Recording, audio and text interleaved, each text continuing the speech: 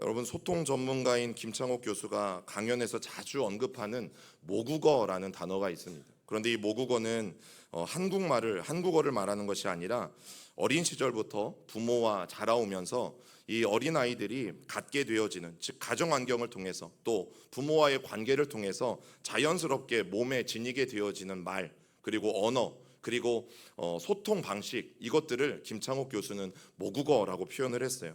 여러분, 그가 강조하는 모국어의 핵심 내용은 이렇습니다. 부모가 자녀에게 사용하는 말의 그 온도, 그리고 태도, 그리고 눈빛 등이 자녀의 무의식 속에 결국에는 자리 잡게 되어진다. 그리고 그 감정이나 또 그 어렸을 때에 우리 아이들이 받았던 것들이 자리 잡아서 모국어가 되어진다. 그런데 사람은 이제 스트레스를 받거나 아니면 지치게 되어지거나 또 극단적인 상황이 되어지면 겉으로 꾸며진 언어가 아니라 어린 시절 부모에게 보고 배운 본연의 모국어로 돌아가려고 하는 경향이 있다. 어린 시절 따뜻한 모국어를 듣고 자란 사람은 타인들과 다른 사람들과 건강하고 유연한 관계를 잘 맺지만 상처 주는 언어에 노출되어 있다면 성인이 되어서도 소통에 어려움을 겪을 수 있다. 그러면서 수많은 사람들이 상담에 오는데 그 중에도 이제 연인들이 참 많은 상담들을 해오거든요. 이 김창옥 교수에게. 그러면서 이 말을 해줘요. 모국어가 따뜻한 사람을 만나라. 모국어가 건강한 사람을 만나라. 모국어가 좋은 사람을 만나는 것이 연인 관계에도 너무너무 행복할 것이다 라는 얘기를 해줘요.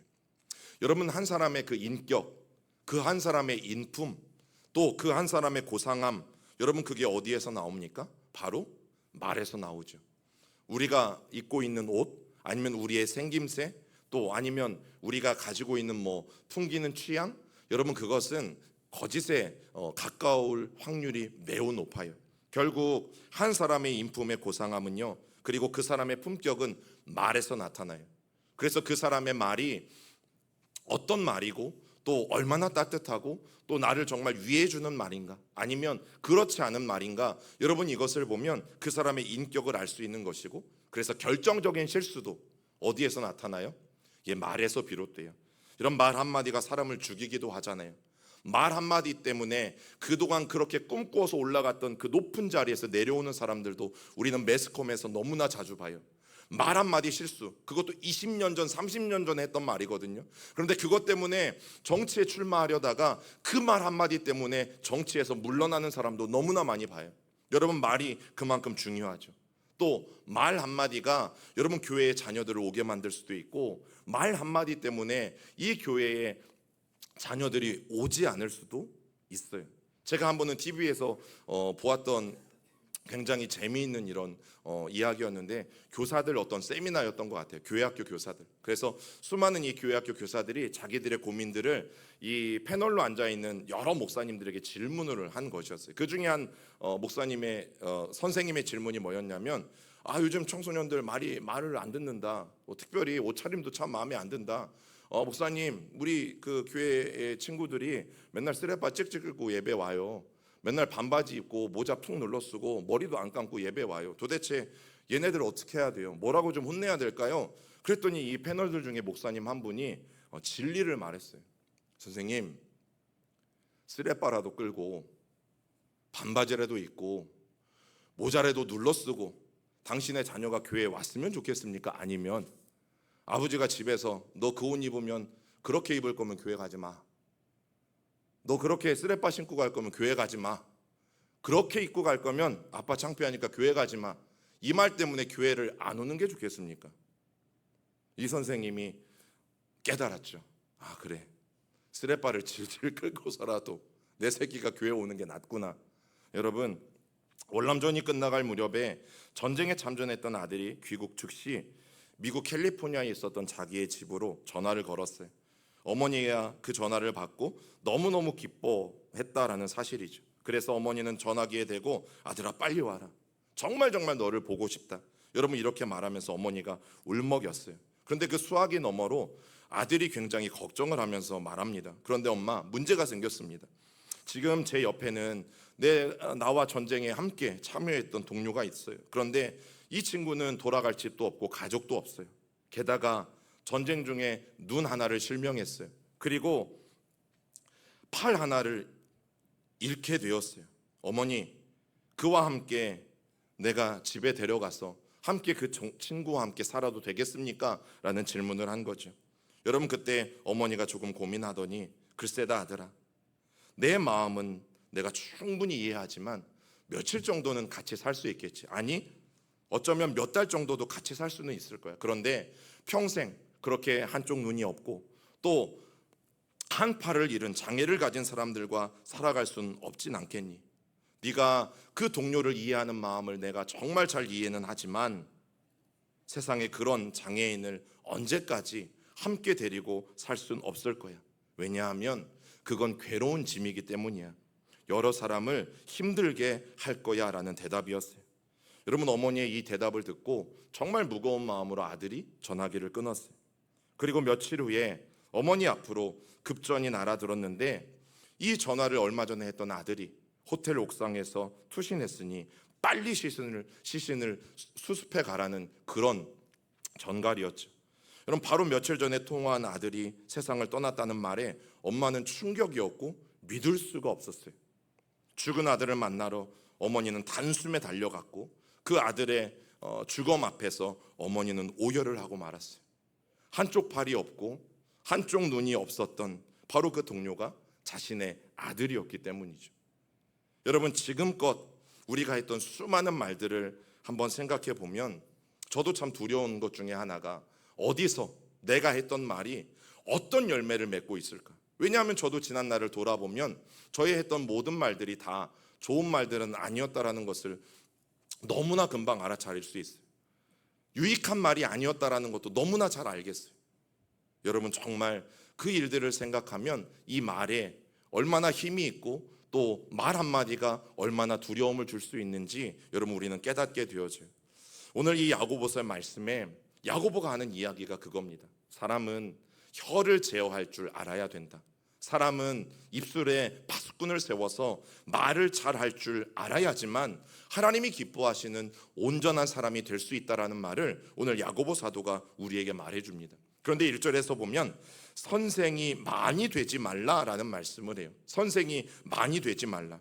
여러분, 성경시대에 최고의 위치에 있었던 이 두 부류의 사람이 있었어요. 한 부류의 사람은 대제사장과 제사장들, 이들은 종교 지도자이면서 이 유대 사회에서 가장 높은 위치에 있었던 사람들이에요. 그런데 중요한 게 뭐냐면, 여러분, 제사장은 내가 아무리 열심히 노력하고 되고 싶어도 될 수가 없어요. 왜 그런 줄 아세요? 성경 시대의 제사장은 아버지가 제사장이어야지만 아들이 제사장이 될 수가 있어요. 그래서 아무리 성경을 많이 알고 아무리 내가 유능해도 여러분, 제사장은 되고 싶어도 될 수 없는 게 제사장이에요. 그런데 또 하나의 덕망받고 존경받는 인물이 바로 랍비예요. 오늘 성경이 말하는 선생. 여러분, 이 랍비는요, 평민들도 될 수 있어요. 그래서 훌륭한 랍비의 수하에 들어가서 열심히 갈고 닦고 율법을 배우고 연마해서 그도 나중에 장차 총망받고 또 인정받고 존경받는 랍비는 여러분, 누구든 노력하면 될 수 있었던 시대가 이 시대였다라는 사실이에요. 그런데 너무 재미있는 것은 여러분, 제사장들은요, 당시에 이 이스라엘 백성들로부터 존경을 받지 못했어요. 그들이 높은 위치에 있었지만, 그리고 기득권을 갖고 있었지만 그들은 존경받는 사람들이 아니었고, 오히려 오늘 성경이 말하는 선생, 이 랍비들이 많은 사람들에게 존경을 받고 그리고 덕망 있는 사람들이었다라는 사실이죠. 그래서 사람들은 랍비어라고 부름받는 것을 되게 좋아했어요. 사람들이 누군가 나에게 랍비어 이러면 랍비가 아니어도 너무너무 좋은 거죠. 여러분, 그런 시대 속에서 랍비라고 부름받는 일에 대해 성경이 오히려 강조하는 건 뭡니까? 랍비로 불려지는 것을 조심해라. 랍비어라고 불려지는 것을 너희들은 누누이 조심해야 된다라고 당부합니다. 그리고 특별히 이 랍비라는, 즉 스승이라는 사람들이 자기의 말을 제어하지 못하면 어떻게 해요? 그 밑에 배우고 있는 수많은 제자들에게 마음에 큰 상처를 주게 될 것을 너무나 잘 알았기 때문이죠. 그래서 선생이 되려면, 즉 랍비가 되려면, 가르치는 자가 되려면 어떻게 해요? 스스로 자기 자신을 더 엄격하게 돌아보고 그리고 어린 심령을 맑게 할 수 있는 언어를 사용해야 된다라고 오늘 야고보가 강조해요. 여러분, 그 혀의 위력이 얼마나 대단한가. 여러분, 오늘 야고보가 비유하는 것이 말의 재갈과 그리고 배에 달린 키를 예로 들면서 설명합니다. 자, 야고보서 3장 3절 4절을 같이 읽어봅니다. 시작. 우리가 말들의 입에 재갈 물리는 것은 우리에게 순종하게 하려고 그 온몸을 제어하는 것이라. 또 배를 보라. 그렇게 크고 광풍에 밀려가는 것들을 지극히 작은 키로서 사공의 뜻대로 운행하나니. 여러분, 말은 빠르죠. 그리고 말은 엄청난 힘을 가지고 있어요. 그런데 이 말의 입에 물린 재갈 하나로 그 말을 멈추게 할 수 있고요, 말의 방향을 다른 곳으로 바꿀 수 있고, 그만큼 재갈이 작지만 엄청난 힘을 소유하고 있고, 그리고 배의 키도 마찬가지죠. 배는 크지만 키는 작아요. 그런데 이 작은 키가 움직이는 대로 배가 방향을 틀어서 이곳저곳을 다닌다라는 사실이죠. 여러분, 너무너무 작은 것들이지만 이것들이 기수의 손에 쥐어지거나 아니면 사공의 손에 쥐어지면 능히 큰 힘도, 또 능히 큰 것도 통제할 수 있는 어마어마한 힘을 가졌다라는 것을 야고보가 말해요. 그런데 바로 그런 키와 같은 것이, 그런 재갈과 같은 것이 사람에게는 뭐예요? 혀라는 사실이. 여러분, 우리의 혀가 얼마나 중요한지, 또 우리의 입술이 얼마나 중요한지. 그래서 이제 어린이 주일은 우리가 첫 주지만, 첫 주가 5월 첫 주가 우리 교회 이제 창립 주일이어서 우리 어린 아이들을 위한 설교를 못 다루었기 때문에 여러분, 오늘 함께 나누는 거예요. 우리 어린 아이들에게 여러분 적극 사용해야 될 유익한 말들이 있어요. 많이 있겠지만 오늘 5가지만 나누려고 해요. 그 첫 번째가 사랑합니다예요. 자, 옆에 있는 분들에게, 또 우리 아이들이 옆에 앉아 있다면 더 따뜻하게 사랑합니다. 우리 서로 인사하겠습니다. 사랑합니다. 어색하죠? 네, 어색합니다. 이 한국 사람들이 굉장히 어색한 말이 사랑합니다예요. 뭐 교우들뿐만 아니라 부부 관계에서도, 또 부모 자녀 관계에서도 사랑합니다라는 말을 여러분 가정에서 잘 하시나요? 이거 굉장히 어려운 말이거든요. 그런데 서양권에서는 너무너무 익숙해요. 서로가 서로에게 사랑합니다라고 고백하는 것들이 거침없는 반면에, 여러분 동양권에 속한 우리나라 사람들은 굉장히 어색하죠. 이유가 있어요. 왜냐하면 우리는 어린 시절부터 사랑은 마음속에 꽁꽁 감춰두는 것이고 좀처럼 드러내지 말아야 된다는 것을 참 많이 훈련받았어요. 여러분, 그렇기 때문에 이 사랑합니다라는 말이 너무너무 귀하고 너무너무 유익한 말임에도 불구하고 상대방에게 잘 해주지 못해요. 자, 그러다 보니까 가족은 물론이고 또 우리를 구원해 주신 예수님을 향해서도 여러분 사랑합니다라는 말들을 너무너무 아끼고 또 어색하면서 살아가는 모습들을 종종 봅니다.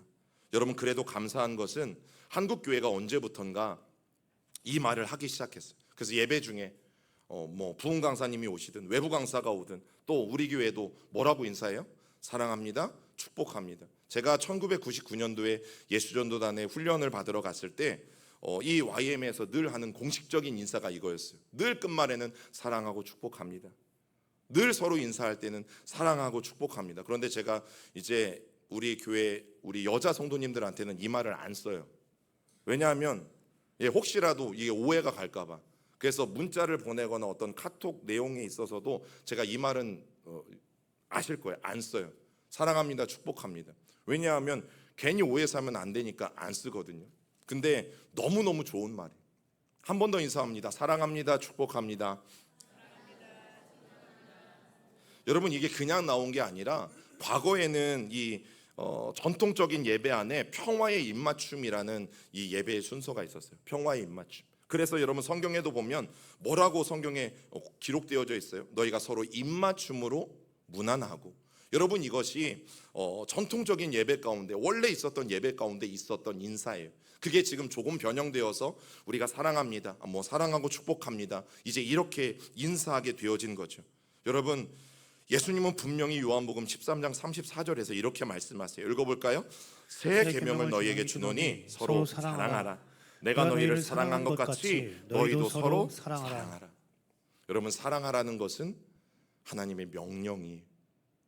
하나님은 우리가 서로가 서로를 사랑하길 원하시고, 여러분 입맞춤으로 문안하라는 것은 단순히 말의 고백만이 아니라 우리의 행동으로, 우리의 몸으로 그 사랑을 표현해야 된다는 것을 주님은 분명히 말씀하고 있어요.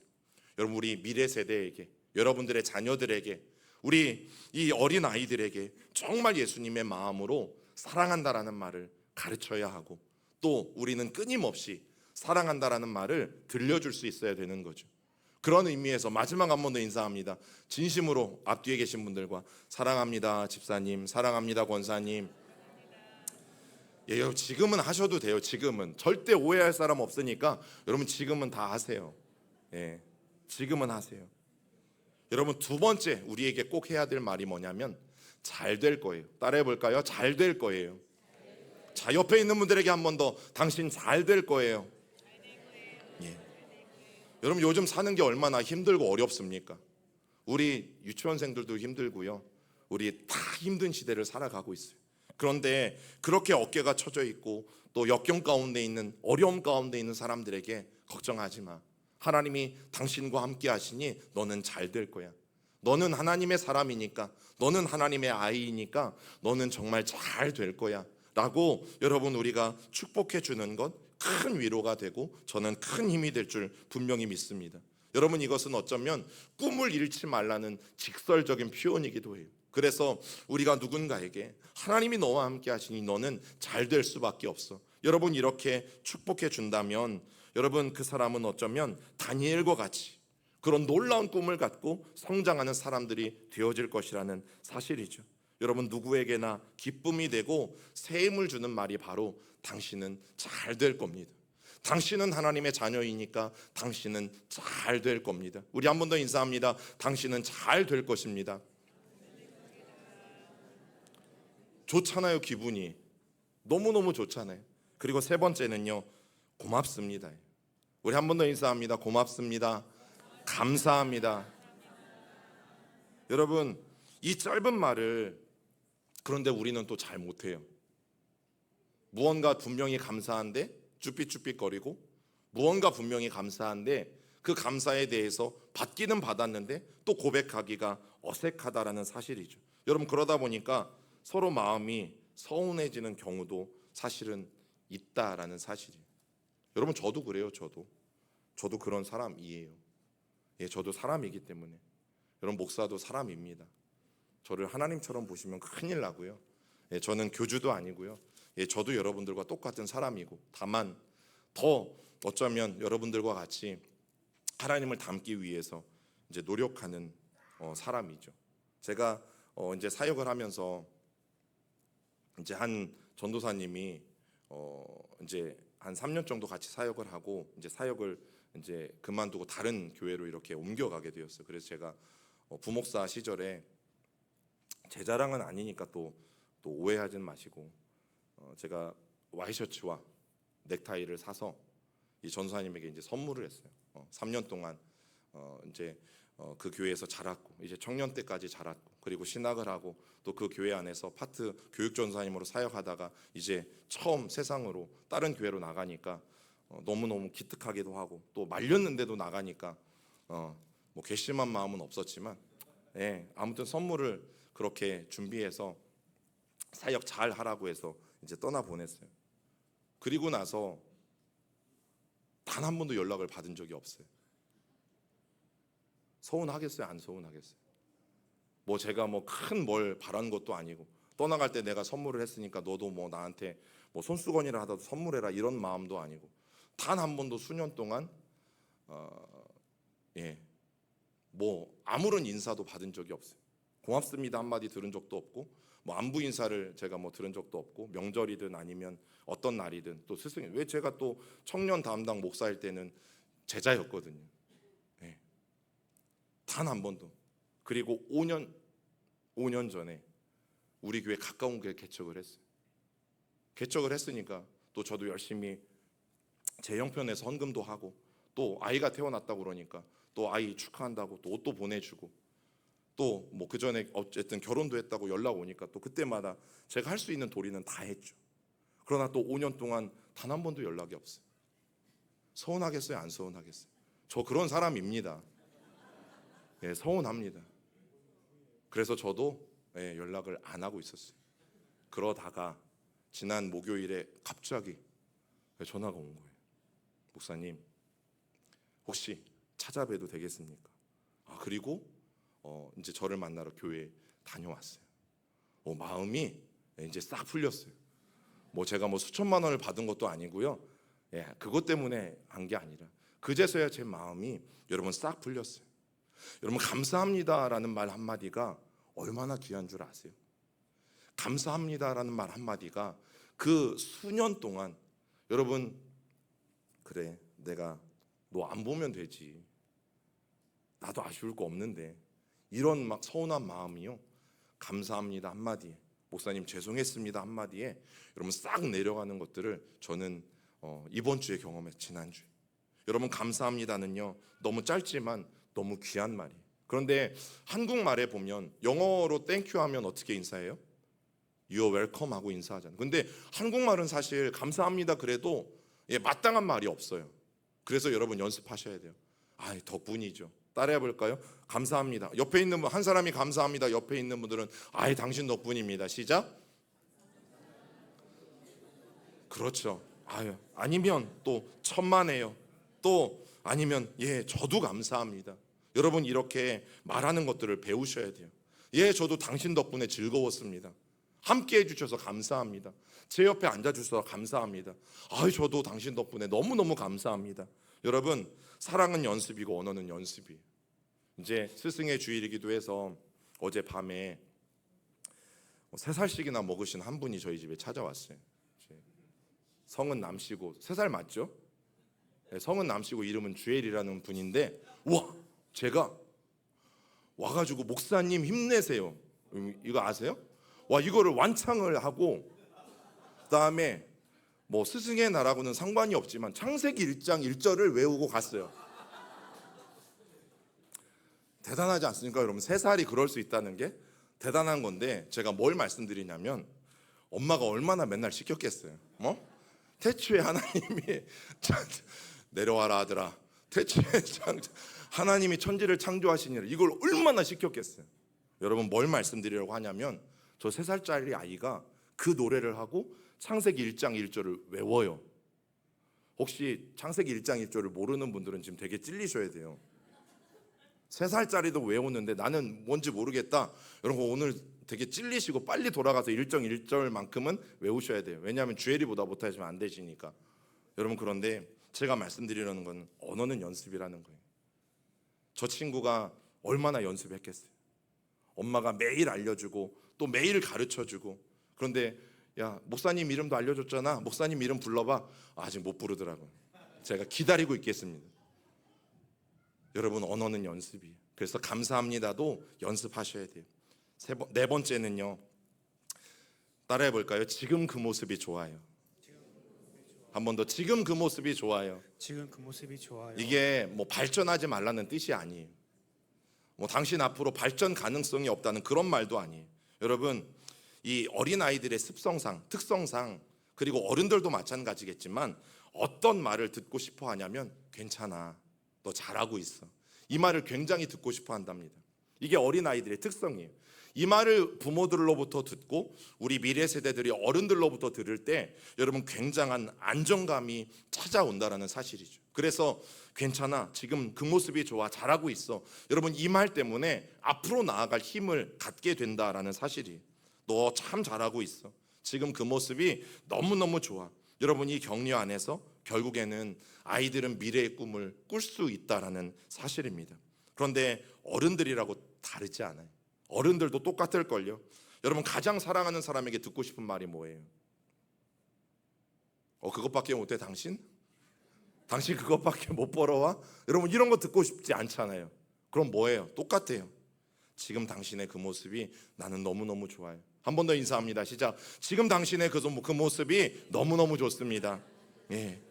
당신의 그 모습을 나는 영원히 간직하고 싶습니다. 여러분 5번째는요. 따라해 봅니다. 참 멋져요. 참 멋져요. 참 멋져요. 저보고 하지 마시고 옆에 있는 분들에게 한 번 더 시작. 참 멋지세요. 참 멋지세요. 여러분 이거 봐. 멋지다는 말 듣고 싫은 사람 손 들어봐요. 없어요.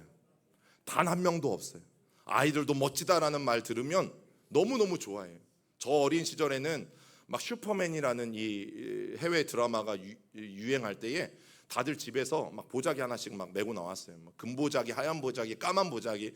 사실은 빨간 망토여야 되는데 뭐 없으니까 어떻게 다 이렇게 하고 나왔어요. 그러다가 이제 뭣도 모르고 이렇게 막 벼락에 올라가서 담벼락에 올라가서 뛰어내리다가 다리 부러진 애들도 많고, 정글짐에 올라가서 뛰어내리다가 다리 부러진 애들도 많고, 이 중에도 몇 명은 있을 거예요. 여러분, 그런데 그런 어리숙한 모습도 멋지다고 해주면 여러분, 사람들은 누구나 힘이 나거든요. 그래서 우리 사랑하는 아이들에게 멋지다는 말을 자주 해주세요. 어떤 사람이 뭐라고 얘기했냐면, 이 말이 인간관계를 부드럽게 만드는, 뭐 마법이라는 용어는 별로 좋진 않지만 마법과 같은 한마디다라고 말했어요. 당신 참 멋지세요. 당신 참 끝내주세요. 당신 최고예요. 여러분, 이 놀라운 말들을 아이들에게 많이 들려주시고 가르쳐 주시길 부탁을 드려요. 여러분, 그러면서 적극적으로 사용해야 될 이 유익한 말들이 있다면 반대도 있겠죠. 하지 말아야 될 말, 사람들에게 해를 끼치는 말, 사람들의 마음을 무너뜨리는 말도요, 여러분 5가지 정도를 나누려고 해요. 그 첫 번째가 뭐냐면, 이런 건 따라하지 마세요. 겨우 이 정도야? 당신 겨우 이 정도야? 이것밖에 안 돼? 여러분, 이런 말. 여러분, 물론 우리가 상대방에게 자극을 주고, 또 이거 보통 회사나 이런 데서 참 많이 쓰잖아요. 상사나 이런 사람들이 부하 직원들한테 어떤 일을 맡겼을 때 그 일이 제대로 추진되지 않을 때, 당신 능력 이것밖에 안 돼? 물론 뭐 자극시키고, 또 그 자극시켜서 이 사람의 안에 있는 능력을 끄집어내려는 의도도 분명히 있겠지만요, 여러분, 아이들이 이 말을 들으면 오히려 상처를 받고 그 상처 가운데서 헤어나오지 못한대요. 너 이것밖에 안 돼? 너 겨우 이 정도야? 여러분, 아이들 수준에서 얼마나 열심히 했겠어요. 우리 예배 끝나면 이제 여기 아이들이 막 뛰어다닙니다. 저는 막 더 한 20명씩 뛰어다니면 좋겠어요. 너무너무. 근데 얘네가 이거 최선을 다해서 뛰는 거거든요. 그죠? 근데 막 뒤뚱거려요. 그리고 가다가 넘어지잖아요. 근데 어른들이 보면서, 여러분, 이 아이들이 최선을 다해서 뛴다라는 것 아세요?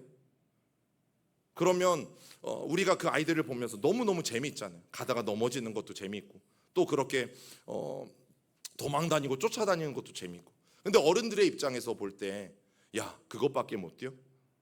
여러분, 애가 당연한데, 이제 3살, 4살이 이제 걸음마 배우고 이제 뛰기 시작했는데 가다가 넘어지는 게 너무너무 당연하고, 또 뒤뚱거리는 게 너무너무 당연한데, 늘 어른들의 기준에서만 보니까 여러분 답답함에서 나온 말일 수도 있어요. 그런데 여러분, 기대치를 우리 아이들이나 자녀들에게 너무 높게 우리가 이렇게 설정해 놓게 되어지면, 여러분, 결국에는 그것들이 우리 아이들에게, 또 미래 세대들에게 상처가 되어질 수 있어요. 여러분, 앞으로 무엇을 하려고 하는 의지 자체를 꺾어버리는 말이 너 이것밖에 안 돼? 너 겨우 이 정도야? 이런 말이에요. 그렇기 때문에 우리가 절대 하지 말아야 될 말. 두 번째는 아무개는 좋겠다야. 아무개는 좋겠다. 이 말이 무슨 뜻인지 아세요? 야, 엄마 친구는 아들이 하와이 보내준다더라.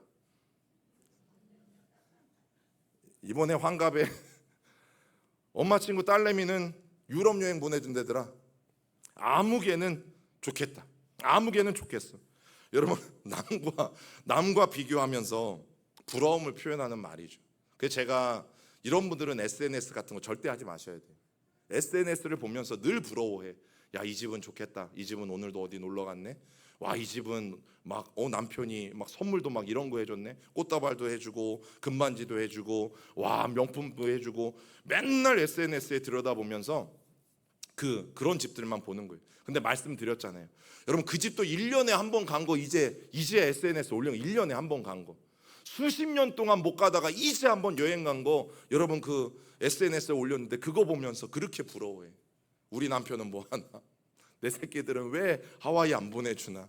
우리 남편은 왜 나한테 금반지 안 해주고 왜 명품백 안 해주나?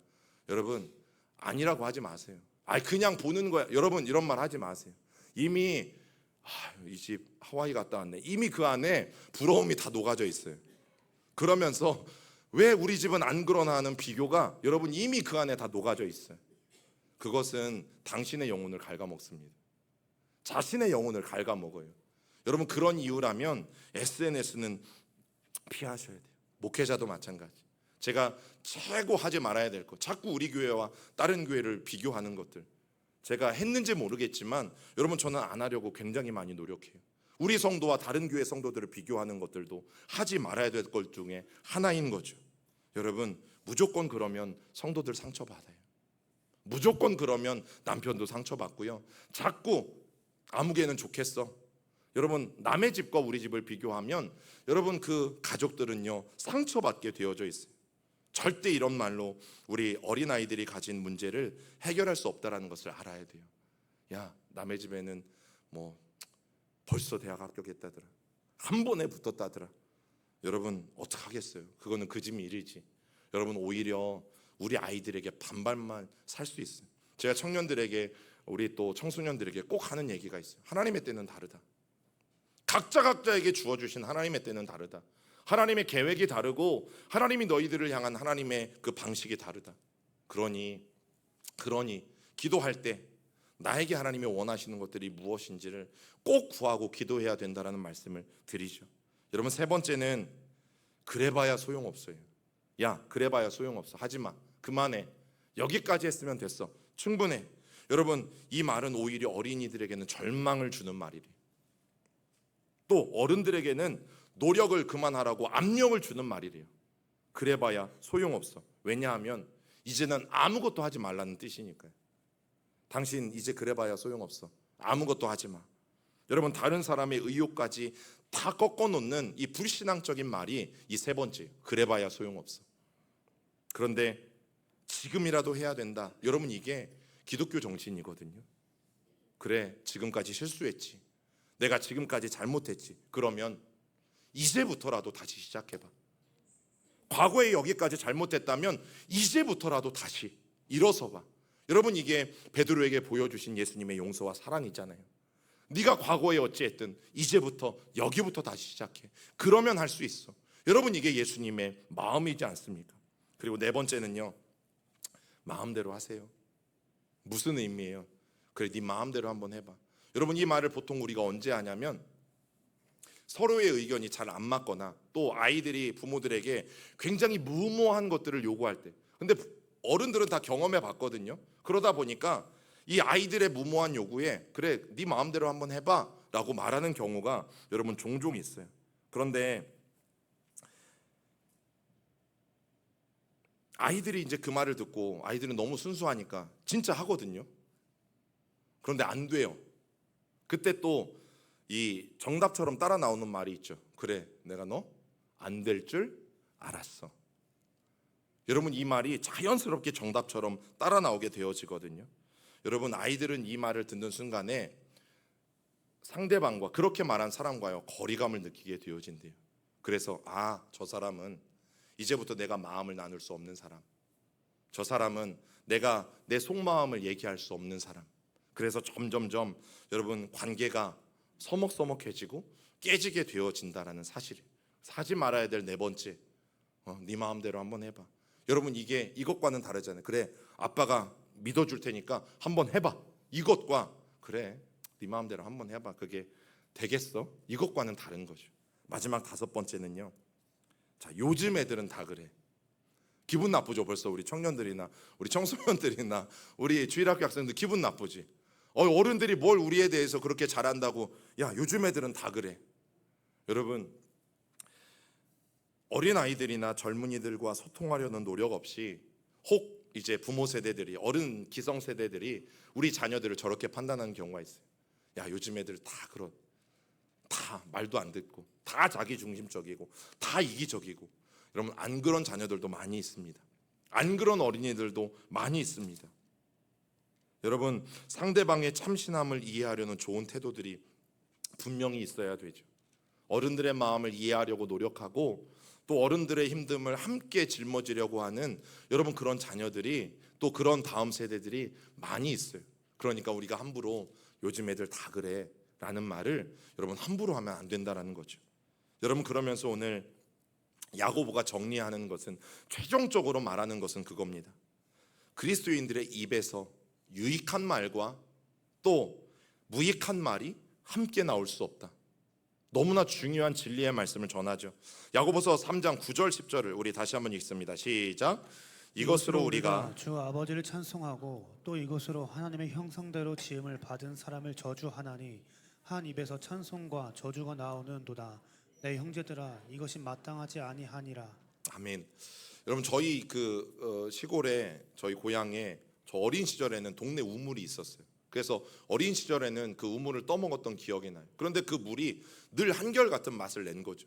여러분, 이 샘물들이 한 구멍에서 오늘 떠먹었을 때는 단맛이 나고 내일 떠먹었을 때는 쓴맛이 나고, 여러분, 이런 샘물은 존재하지 않아요. 어떤 샘물이든 한 구멍에서 똑같은 맛이 나오게 되어져 있어요. 오늘 야고보 사도가 한 입과 하나의 혀로 찬송과 저주가 같이 할 수 없다라고 분명하게 말합니다. 어찌 하나님을 찬송하는 입술에서, 어찌 하나님을 사랑한다라고 고백하는 그 혀에서 형제를 저주할 수 있느냐라는 굉장히 중요한 메시지를 우리에게 던지죠. 여러분, 유익한 말도 할 수 있고 무익한 말도 할 수 있는데, 이 두 말을 가리지 않고 함께 쓰는 것은 마치 샘물 한 구멍에서 두 가지 샘물이 나오는 것과 같다라고 말하는 거예요. 그 말의 뜻은 뭡니까? 그런 샘은 존재하지 않는 것처럼, 그런 샘은 도무지 있을 수 없는 것처럼, 하나님의 자녀 가운데 한 입을 가지고 하나님을 찬송하고 한 입을 가지고 형제들을 저주하고 욕하는 그런 사람은 존재할 수 없다라는 것이 오늘 야고보의 결론이에요. 그런데 성경을 보면 한 입으로 두 말을 한 사도가 있었죠. 마태복음 26장 35절에서 내가 주와 함께 죽을지언정 주를 부인하지 않겠나이다 하고 모든 제자도 그와 같이 말하니라. 그랬던 그 사도가 얼마 지나지 않아서 74절에 이렇게 말합니다. 그가 저주하여 맹세하여 이르되 나는 그 사람을 알지 못하노라. 주를 부인하지 않겠다라고 말했던 그 사도가 얼마 지나지 않아서 똑같은 입으로 그 주님을 저주했죠. 여러분, 그 사람 베드로는 결국 자기의 허물로 인해서 심히 통곡하고 그날 밤 자기의 고향으로 돌아가 다시 고기 잡는 일을 했던 것을 우리는 기억합니다. 평생 은혜로운 시를 쓰고 아름다운 말을 구사했던 다윗 왕도 여러분, 어떤 때에는 무익한 말로써 내뱉었던 자신의 실수를 깊이 깨달은 적이 있어요.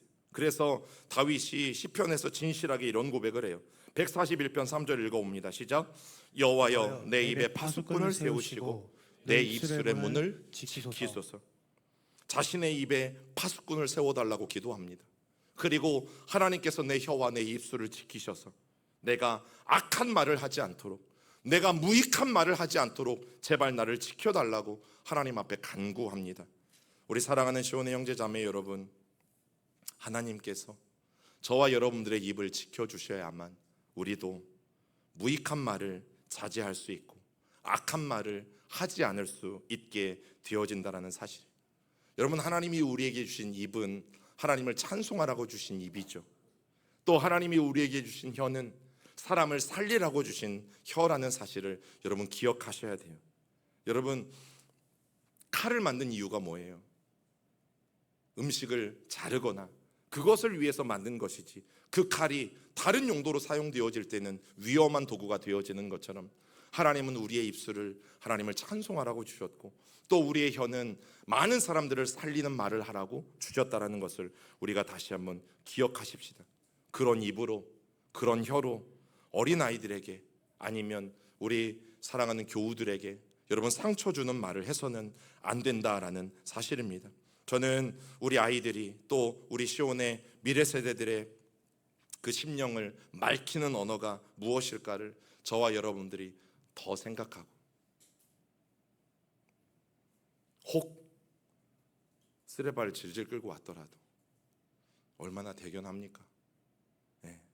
혹 내가 원하지 않는, 조금 어른들의 눈에 볼 때 조금 부족한 모습을 하고 있더라도 그가 교회 안에 있다는 게 얼마나 귀합니까?